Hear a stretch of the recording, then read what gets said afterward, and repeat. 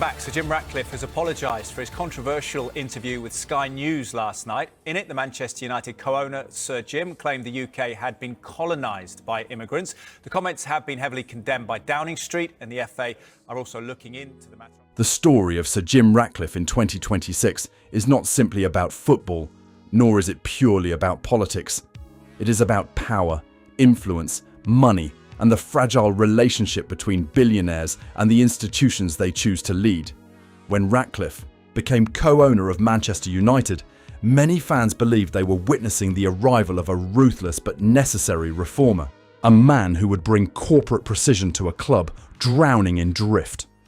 But as events unfolded, the narrative shifted. Admiration turned into skepticism. Skepticism turned into backlash. And by February 2026, controversy was no longer a side note. In Ratcliffe's tenure, it was the headline. Before we go deeper into this unfolding drama, if you appreciate long-form football stories that go beyond the surface, make sure to like this video and subscribe to the channel. Your support allows us to continue breaking down the biggest stories in football with depth, clarity, and context. Now let's return to the moment that ignited the latest storm. On February 11, 2026, speaking at the European Industry Summit in Antwerp, Ratcliffe made remarks that would ripple far beyond the walls of business conferences and boardrooms. He claimed that the United Kingdom had been colonised by immigrants who were draining state resources. The phrase landed heavily. In modern Britain, language matters, history matters, context matters, and that single word, colonised, triggered immediate outrage. Within hours, condemnation poured in from across the political spectrum. UK Prime Minister Keir Starmer publicly criticised the remarks. Greater Manchester Mayor Andy Burnham called them divisive and irresponsible. Anti-racism organisation Kick It Out described the rhetoric as disgraceful and deeply damaging. For a figure so closely tied to one of the world's most diverse football institutions, the optics were explosive. Ratcliffe attempted damage control the following day. On February 12th, he issued an apology, stating that he regretted his choice of language. However, he stopped short of retracting his broader point. He maintained that controlled immigration was a legitimate economic concern. To his critics, this sounded less like reflection and more like strategic retreat. The controversy deepened when analysts pointed out that Ratcliffe's statistics were flawed. He had claimed that the UK population had grown by 12 million in 4 years due to immigration. In reality, the figure was closer to 2.7 million. The discrepancy was not minor, it was massive, and it raised questions about whether a man overseeing billion-pound operations had been careless with facts. The Football Association soon became involved, investigating whether Ratcliffe's comments brought the game into disrepute. That phrase carries weight in English football. It implies that the words of one man can reflect on an entire sport. And when that man is a co-owner of Manchester United, the scrutiny becomes even sharper. For many supporters, football is meant to be an escape from politics. Yet modern football has never truly been separate from it. Clubs are global brands. Owners are public figures. And their words can ripple through dressing rooms, fan bases, and communities. Manchester United, a club built on working-class roots and international identity, found itself pulled into a cultural debate it never sought. But the immigration controversy was not the only storm surrounding Ratcliffe. Even before February 2026, tensions had been building. His operational approach to Manchester United had already unsettled many within the club. Approximately 450 redundancies were made between 2024 and 2025. Staff members who had served the club for years were suddenly gone. Cost-cutting measures became symbolic flashpoints. The staff Christmas party was cancelled. Free lunches for non-playing staff were ended. These may seem minor details in the context of billion-pound finances, but within an institution, such gestures shape morale. They send signals about culture, and the signal, many felt, was cold efficiency over community. Perhaps most controversially, Ratcliffe terminated the ambassadorial contract of Sir Alex Ferguson. For supporters, Ferguson is not just a former manager, he is an era, a symbol of glory. Ending that contract felt to many like severing a spiritual thread connecting the club's past to its present. Ratcliffe defended his decisions with corporate logic. He argued that Manchester United was financially vulnerable, that without radical restructuring, the club would have run out of cash by the end of 2025. It was a stark warning, a message of urgency. But financial experts quickly pushed back. By late 2025, Manchester United's total debt had reached a record £1.29 billion. Revenues remained among the highest in world football.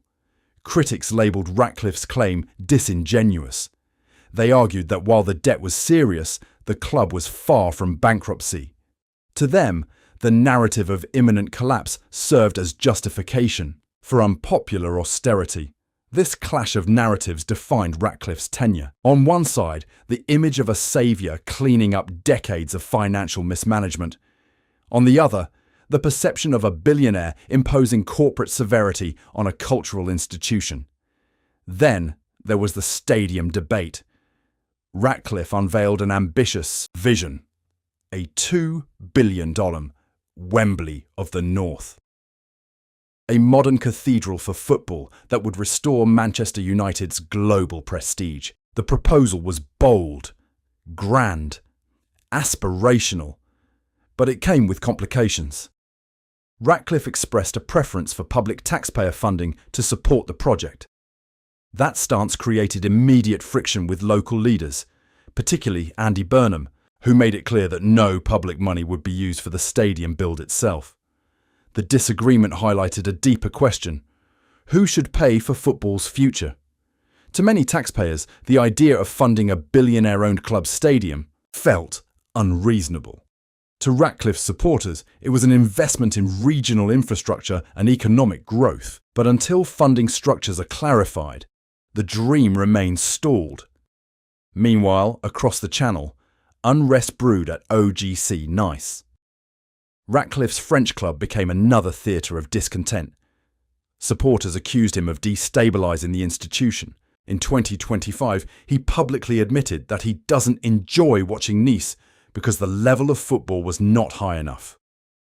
Those words struck deeply. Fans expect owners to inspire belief, not question quality.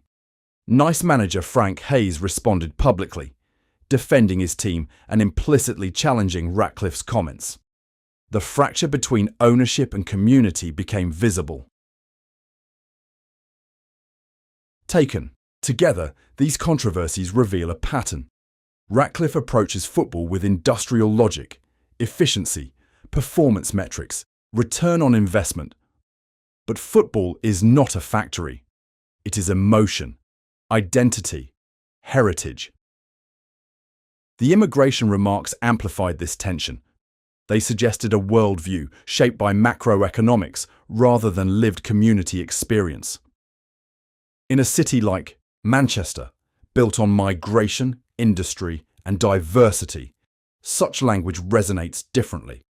Inside Old Trafford, the mood became complex. Players rarely speak publicly about ownership politics.